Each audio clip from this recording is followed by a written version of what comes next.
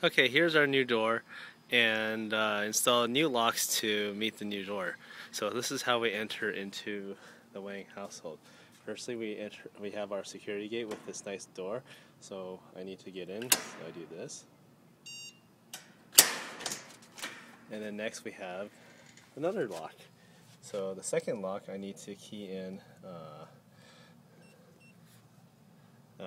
something. And then now I can enter the house. And there we have it. And conversely, if I'm leaving, I need to lock the door. Let's come on out. Hit the lock button.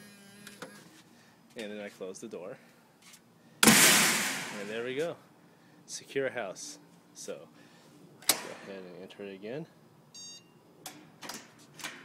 And then take a sledgehammer to the glass. Whoosh. That was fun.